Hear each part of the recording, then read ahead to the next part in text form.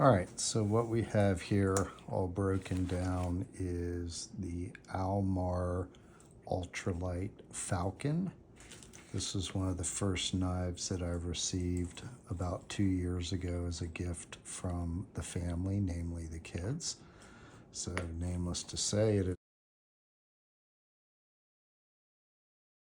is one that will always be in my collection. It was the first titanium frame lock that I owned, and the specs on this are, as I said, titanium frame lock with D2 steel in a 2.91 inch. Looks like a kind of a spear point slash clip point.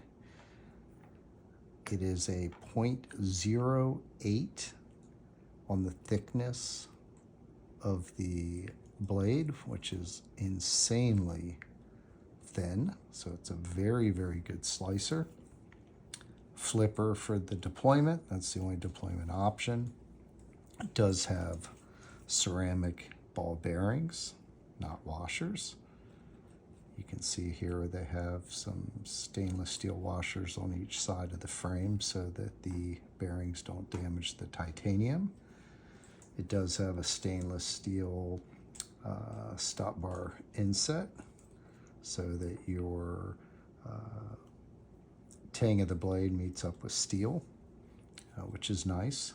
It has been a little bit sticky on the unlock, so I'm hoping with dismantling today, cleaning it up, maybe I can address some of that.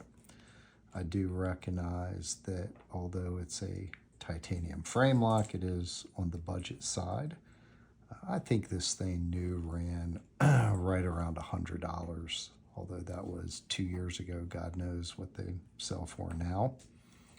But overall, the fit and finish was pretty impressive. This was prior to my introduction to ZT and a lot of other higher-end titanium knives. This is a China-made knife. It's not a US-made knife. So my plan here, I've already done the cleanup, is going to re-lubricate and put this back together and see if we can have a little bit better in terms of the action, not necessarily the action, but in the lock bar, a little bit of sticking, but that may be kind of how it was set. Maybe it wasn't centered perfectly. So we'll see how it goes. And so I'll take it down to the mat, do that in high speed so you don't have to sit through the whole process. We'll put it back together and then we'll talk about it at the end. All right, thanks.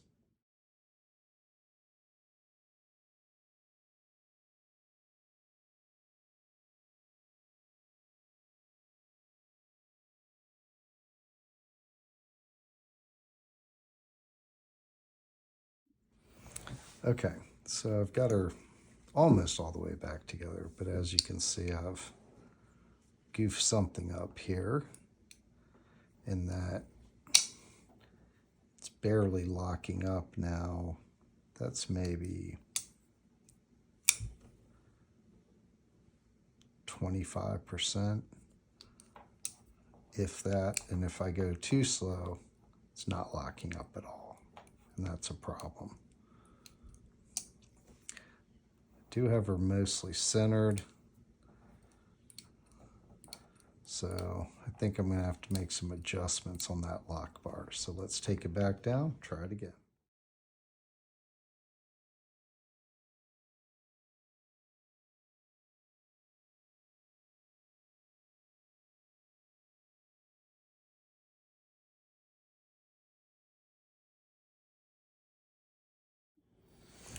Okay, so after taking it apart, putting it back together second time, I think we have everything right where we'd like it.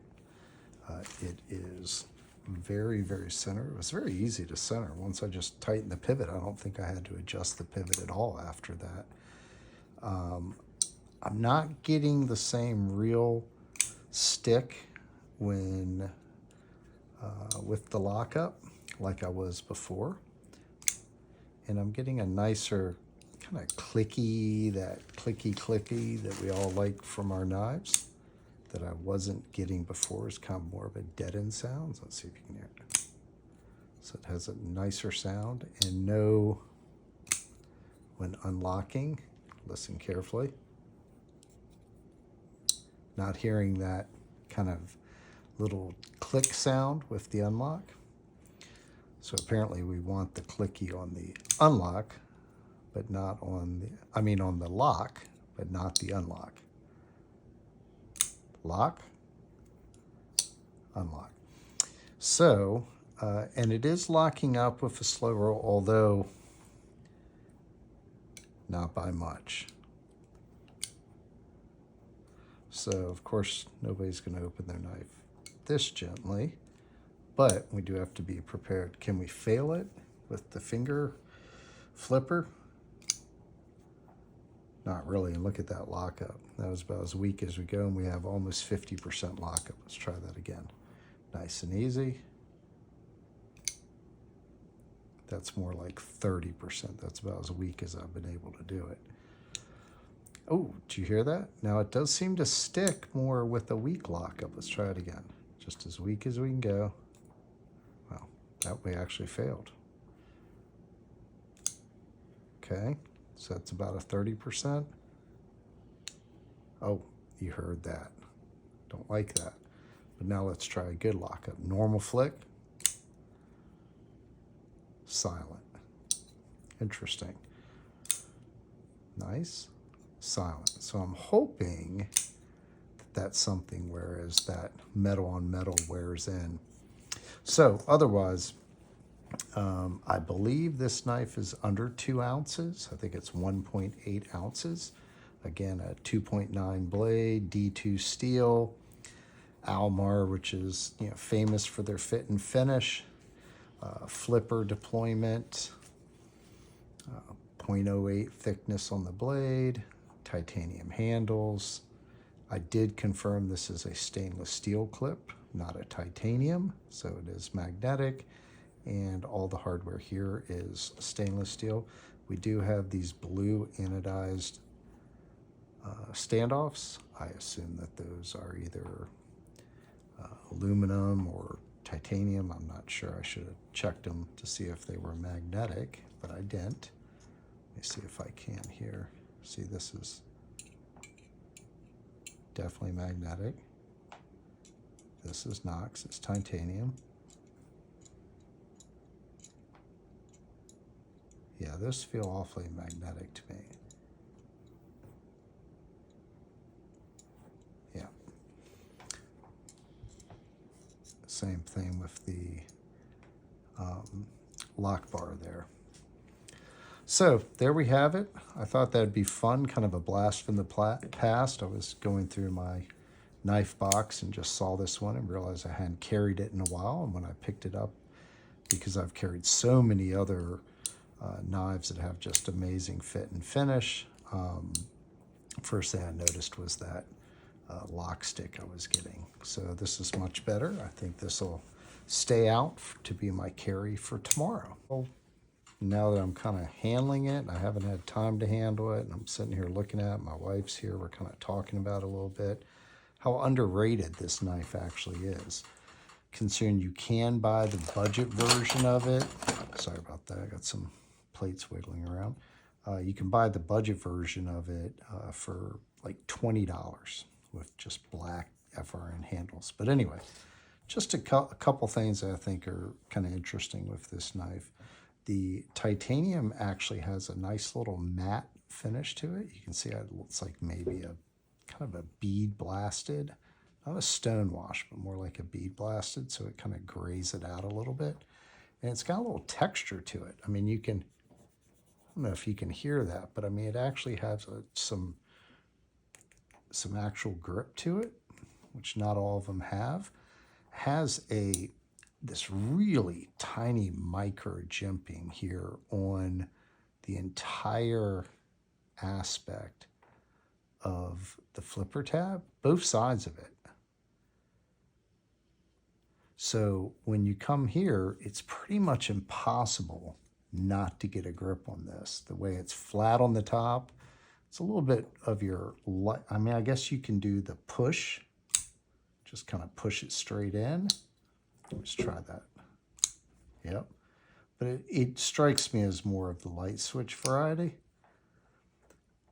And then when it's in the open position, that flipper tab really, I mean, it makes it just impossible if you happen to be driving forward, whether it be in a stab motion or a pokey motion, or sliding forward with your cut, driving your cut, that there's just no way you're going to slide in front of that.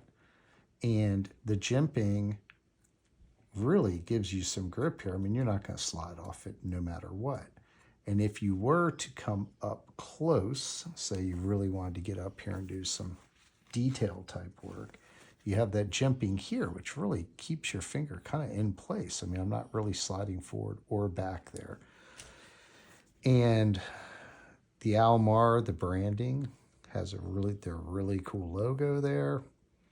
Maybe they don't need to put the model number of the knife there. They could have put it here across the base. Could have just gone with their logo instead of the Almar, or maybe move the Almar down here, move the logo up a little bit. A nice contrast with the pivot, with being that kind of satin appearance. And then the pocket clip here has that same bead blasted, and that red logo I think looks really cool on the pocket clip. So overall, after I finished the last video, or the last piece of it that I'm going to piece together, my wife and I were looking at, we were going, you know, that's a really, really handsome knife. Now, it'll have its critics in that, I mean, D2 steel with titanium handles. Who does that? Well, apparently Almar does that.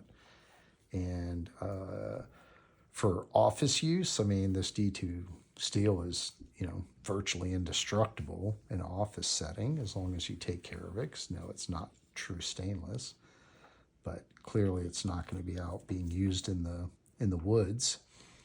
And overall, it's, even though it's a good size, almost a 3-incher, compared to a lot of my other pocket knives, this does not feel threatening at all. If you saw this in an office, Casey, would you feel threatened by it? No, it almost looks like an envelope opener. Ah, that's right, an envelope opener. That's exactly it, like a mail opener, like a $100 envelope opener. So I agree. So this I think it's an excellent use carry for a gentleman folder or even to a fancy occasion. All right, so that is going to be it. I promise I'm not coming back again. We're going to stick with it. I think I was just really excited once I got this, and it just seems to be running much more smooth, and I was just sort of enjoying looking at, and I wanted to bring that enjoyment to you guys. All right, take care. Thanks, guys. And one little addendum, since we didn't get a chance to talk about with that .08 blade, I thought it would be interesting just to show how well this knife is really sitting on factory edge. I think I've carried it to the office half a dozen times when I first got it. But let's see how she cuts. Oh, Lord. Yes, that just goes through. Now, this is not regular paper. I don't know if I have any regular paper close by. Do you have anything close by over there, Casey? That's tissue. Yeah. Oh, here we go. Well, Post-it note? I guess we'll give that a try. I can't even get it open. It's been fooled with too much. All right, here we go. This is honestly not a bad one to use, since this is what I do a lot of my test cutting after sharpening on Post-it notes anyway. So let's see how we do. Oh, we even got a little curly going on there. Look at that. Look at that little spiral. That's pretty nice.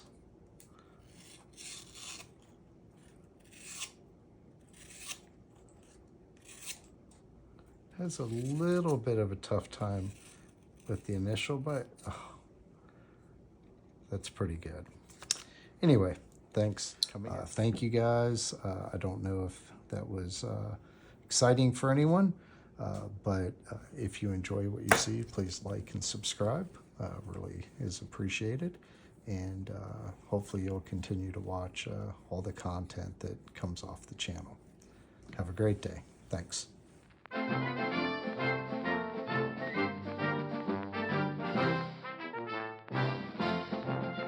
Thanks for joining us today, and hit that subscribe button. See you soon.